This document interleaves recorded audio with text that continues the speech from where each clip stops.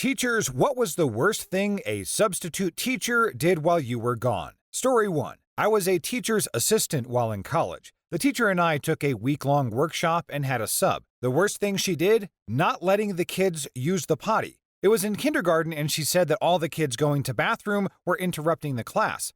One girl wet herself. Now, school policy was that if kids under a certain age had an accident, the nurse would give them a pull-up, basically a diaper, to wear. The substitute proceeded to make fun of the girl for wearing a diaper, calling her baby and such. The little girl ended up facing repercussions at home, too. It was devastating to hear about. So that substitute teacher sounds like she needs to go back to school herself and learn some basic human decency.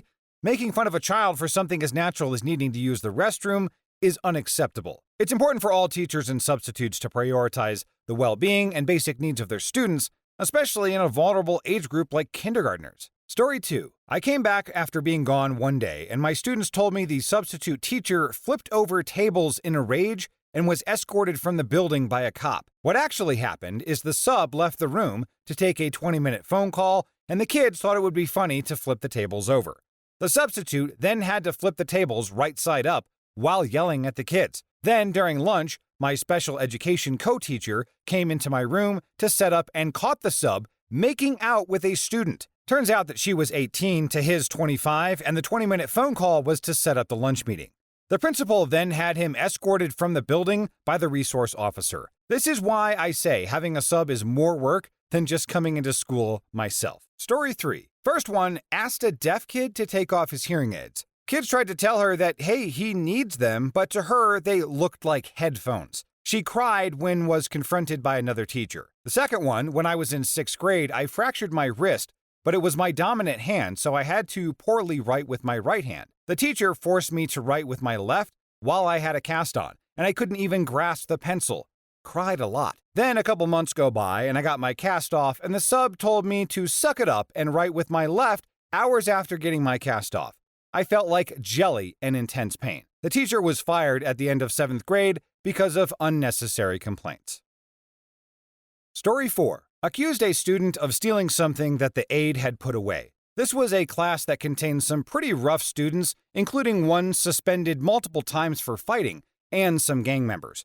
She decided to go after a sweet petite girl that never caused trouble and was generally popular with her classmates. This set off the entire class, which is when the sub went ballistic and started wildly throwing accusations and yelling at the said students. Security eventually got called and took several students out. And my first clue was when the sub got my cell phone number from the staff directory and then went off for 20+ minutes about how bad my students had been. This was followed up with an extremely long email and a 2-page written note on my desk, plus a concern note from the administrator about not having appropriate sub plans.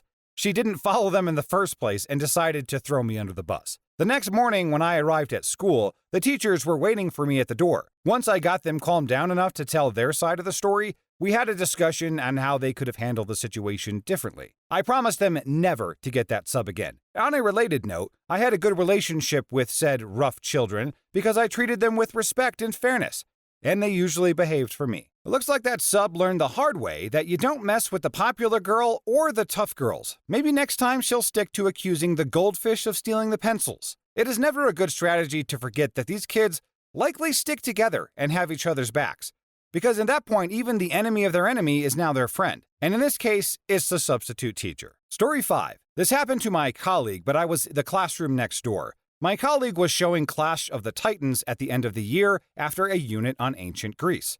There was mild nudity at the beginning and the end of the movie, but they were in the middle of the movie, so there shouldn't have been an issue. He left the video paused at the right spot. We still had VCRs like 10 years ago when this happened, but the sub somehow managed to show both the nudity at the beginning and at the end of the movie. The nudity scenes were hours apart and the class is only 40 minutes. Then the sub wrote an email to the principal about how my colleague made him show nudity. Story 6. Lost more than half of my textbooks that I purchased myself, as well as textbooks that were school property. The administration just shrugged at this until they found out that the textbooks belonging to the school were about $120 each. Also, lost all the book assignments of 4 classes that I asked him to collect so that I could correct those at home. Kinda sucked for the students who did put a lot of work on it and didn't have digital copies, and also didn't teach anything that I asked him to because he didn't really like the subject matter. Also, didn't bother grading. And when I checked the grades that he had given out, there was only one grade and everyone was given 8 out of 10, even students that didn't take my class. Story 7. Not a teacher, but the sub made the handicapped classmate who has muscle, joint, and vision complications go grab his textbook from his home room. He's not completely helpless, but when it comes to heavy things, he needs help. Classmate's homeroom was halfway across campus, and the required book consists of 5 large text volumes because they're specifically made for his poor vision. He can't wear glasses due to complications, so I offered to help because I'm usually the one that goes and grabs it for him during normal class. But the sub yelled at me, saying that he knows my kind and I'm just trying to get out of class. The sub told me he's not there to play games and for me to quit it before he sends me off to the principal's office. Needless to say, the entire class was shocked. The classmate came back with another student from the homeroom requesting that next time the sub send someone else to grab the books because my classmate can't carry it by himself. When my usual teacher came back, we requested the sub not return because of what he said to us and then did to the classmate. My teacher wrote an email to the principal about it, and that was the end of that. Story 8. Not a teacher, but in 9th grade, my Algebra 1 teacher had her baby early in the year, so she was gone until the last month or 2 of the school year. The sub was a former teacher, so you'd think that she'd be a great sub. Nope. She hyper-focused on 3 or 4 out of the 28 students in the class and just taught them while completely ignoring the rest of us. She'd pass out a worksheet, then go to her students and never acknowledge us again until she dismissed us. Never checked homework, never acknowledged us, and if anyone outside of her favorite students raised their hand or spoke up, they were ignored, which went about as well as you'd expect with a bunch of 14 and 15-year-olds. That class was just wild. The kids who actually stayed in the class anyway, it was a mess. I'm actually surprised that we weren't reported or visited by the teachers on either side of us for how loud we were. And after several months with this lady, the vice principal was walking around randomly checking classrooms and walked into our crap show Algebra 1 class. He lost it, yelled at all of us to sit down and shut up, which she also didn't acknowledge, demanded that she leave and sat with us the rest of the period. Never saw her again, and maybe 6 or 7 different subs after her. 10 weeks after this, our regular teacher came back, and when she realized that we had learned nothing and learned the extent of how useless this lady had been, she started tearing up. I passed the classroom on the way to the bathroom during the next period and saw her sobbing at her desk. A friend of my mom's worked at the central office where they assigned or organized the substitute teachers, and that lady was permanently taken off the substitute list. Well, it sounds like the sub's favorite student strategy backfired big time. Who would have thought that ignoring the majority of the class would lead to chaos? I guess it's a good lesson for any teacher or sub. Give equal attention and respect to all students, or risk having a class full of wild 14-year-olds. Now, as for that sub, I guess she was a subpar and deserved to be taken off the substitute list permanently. Definitely got what she deserved. Story 9. Had a substitute teacher in my high school French class show a movie that was straight up soft-core adult film, but tried to explain that since it was in French, it was artistic. It was equally frustrating because, while I wanted to see some fun, I also couldn't stop reading the subtitles because I had to understand what they were saying. The teacher did not come back the next day. Story 10. Not a teacher, but a student with a story nonetheless. Meet Mrs. Hostess. Fake name, obviously. Now, every time my 8th grade history teacher was out, Mrs. Hostess would usually sub for him. Not sure why, because she subbed other classes too, but all the incidents of note happened when she subbed for history. Now, the first one, there happened to be a girl in the class who shared a name with an Irish folk song. Every time Mrs. Hostess took attendance, when she got to folk song girl, she sang the whole song, every time. Another one was the history teacher kept candy and snacks in his desk. Lollipops that he'd hand out for correct answers or just because, some leftover Halloween candy, and the Twinkie. The Twinkie was not an ordinary Twinkie, though. The Twinkie was an experiment in processed food. This Twinkie was still in its original individual packaging and looked normal at first glance, but was actually 3 years past expiration and rock solid. The history teacher demonstrated this by standing on the Twinkie during one of the first weeks of classes. All said to say, this was a thoroughly inedible Twinkie. So, Mrs. Hostess subbed again, and we knew that she discovered the lollipop stash because she was openly eating them during class. But it wasn't until the next day that our history teacher opened his desk drawer to find out that the Twinkie was gone. The woman ate an expired solid Twinkie, as well as literally all the food and candy in the teacher's desk. Story 11. Not a teacher, but in the 4th grade, our teacher had a baby and was gone for several weeks. The sub we had was an absolute witch. She had no patience for kids. She'd yell at us for stupid crap, ask us questions, or give us homework that was way above our tiny 4th grade brain levels, and then complain and call us stupid when literally none of the kids did well on the work. One girl decided to get smart with her one day, and she walks over and slaps the girl hard across the face, which of course sends the girl into a hysterical sobbing fit, and then says, "That's what your whore of a mother should be doing more often." Being tiny, adorable 4th graders, we were all too afraid to tell anyone. We had to deal with that for 3 weeks until the main teacher came back. Oh my God, that's a horrifying story. It's never okay for a teacher or substitute to physically harm a student, and it's completely unacceptable for anyone in a position of authority to use such abusive language towards a child. I'm glad to hear that the main teacher eventually returned, and hopefully that sub was never allowed to work with children again, maybe even criminally charged. It's important for students to feel safe and respected in the classroom, and incidents like this can have a lasting impact on their trust and sense of security.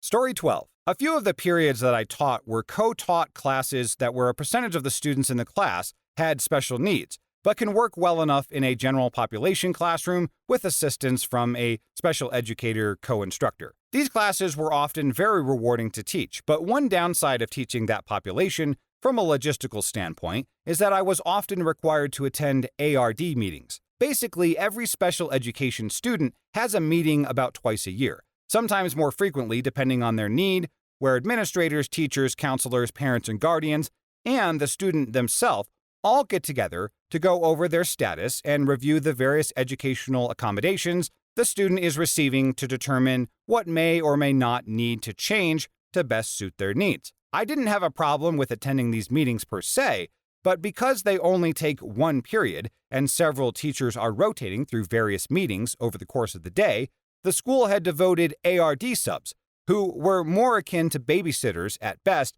than actual substitute educators. That means that during one period, hell can randomly break loose. One year, I had a tough student who had some serious attitude problems, but was a good person underneath it all and with whom I'd work a lot with to improve their engagement and interest in my class. About halfway through the year, I got called for an ARD meeting during the period I had that said student. Now, in my absence of 45 minutes, the sub decided to pick a petty argument with my kid, who was rightfully offended, but unwisely overreacted, and escalated things to making threats and nearly coming to blows with the sub, to where she ended up in school suspension for a while. Now, getting the story from all parties and witnesses involved later, it's pretty clear that the sub was to blame, and the kid who I'd worked so hard with was now back at square one. I eventually got her back on track, and she ended up with one of the highest grades in my class at the end of the year. But I can only imagine how much better that she would have been without the setback and the amount of trust in adults that she'd lost.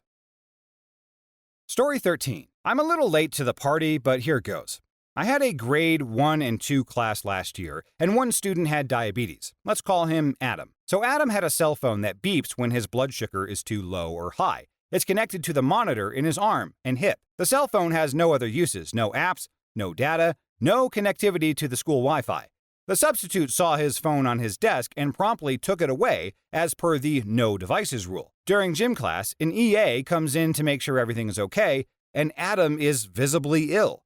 Pale, sweating, the whole works. Luckily, the EA knows Adam's medical plan, instantly asks the Adam for the phone, and he explains that the substitute took it away in the morning.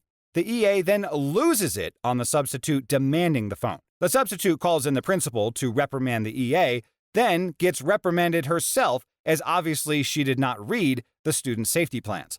She was asked to leave, and the principal taught the class for the rest of the day. Adam was fine, thankfully, drank a couple juice boxes, and had a granola bar. Mom picked him up shortly after. Story 14. I had a sub who somehow allowed a last period class of freshmen to convince him that they were not supposed to be working on the packet that I had left for the class, and which every other class that day had been working on, because they had, quote, already finished it, and told him that they were supposed to be watching a movie. He went to the library to get the movie, leaving the class unattended, which promptly then broke out into a dance party involving dancing on the desks. My department's chair classroom was next door, but as she taught AP government to seniors, she was able to leave them to come next door and try to figure out what the hell was going on. No sub. She calmed the class down and into the seats and into the worksheets and then calls the principal, who met the sub on his way back from the library, and told him that he could go home. My chair also found it would be appropriate to basically call me and then blame me for this while I was sick at home. I don't teach anymore. I mean, packets were not a great emergency sub plan, but what can you do? They could have played Heads Up 7-Up for all I cared. They were a handful of a group on the best days, and freshmen after lunch during last period of the day are a particular situation. Yeah, it sounds like the substitute teacher got a crash course in freshman shenanigans. Although I must say, leaving the classroom unattended to fetch a movie was a bit of a rookie move. And blaming the regular teacher while she's homesick, that's like blaming a marathon runner for the weather. I hope that everyone involved learned from this experience and that future substitute plans involve more than just packets and a prayer. Story 15. Not a teacher, but I vividly remember one incident of having a substitute in kindergarten. I had an infected cut on my toe and had been prescribed an antibiotic. That morning was the first time I took it. We were standing on the floor for roll call, and I remember this burning pain in my abdomen, and she told us to get up and go out to our desks, and I tried to get up only to realize I couldn't move, so I just laid back. Now, this sub was a total cow, and I remember that she was always really mean. And anyway, she starts yelling at me for being attention-seeking and basically tries to pull me up. I'm in so much pain that I start screaming, and one of the teachers from the classroom next to ours comes in, realizes I'm not faking it, and calls an ambulance. Long story short, I'm horribly allergic to penicillin, and my kidneys were failing. I was in the hospital for almost a week before I got discharged. Needless to say, that absolute jerk was not allowed back at the school, and I will never forget that day. Story 16. Not a teacher, but I participate in STEM programs a lot. In the 90s, I belonged to a club that refurbished old industrial PCs and donated them to schools. Sometimes we would get completely burnt out motherboards or disk drives, so I took a bunch of those and made displays showing the insides of computers, and I'd let the kids explore them as part of my session. Then I'd dig out a couple of blown PCs and monitors, hand out the screwdrivers, and just let them rip them apart. Yes, I was always careful around the old tube monitors, and once they were done, I would let them pick apart if they wanted to take home. The younger kids especially loved this, and frequently I'd see some kids take home a hard drive controller or a graphics card like it was a real treasure. I even made the local news with my program. That's the thing about living in a small city, because eventually everyone makes the news. So one day I went in to do my lesson at a high school, I think freshman or sophomore science class, and the class had a substitute and I had an appointment right after that session. So I told them I'd come back to pick up everything up the next day. The kids could take whatever they wanted from the old PCs, but please put my displays aside in the cupboard. The next day I come by and all my displays were still out and were completely trashed. Worse yet, the sub's attitude was, well, kids will be kids. That was the last session I did ever for that program. It sounds like that substitute teacher was a real PC killer. It's a shame that your displays were trash, but at least the students got a hands-on lesson in how to deconstruct a computer. I guess we can add responsible equipment handling to the list of things that kids won't learn from a substitute teacher. Kudos to you, though, for volunteering your time and resources to educate students about technology, and I hope that your future sessions are met with more care and appreciation, because that's a pretty cool program.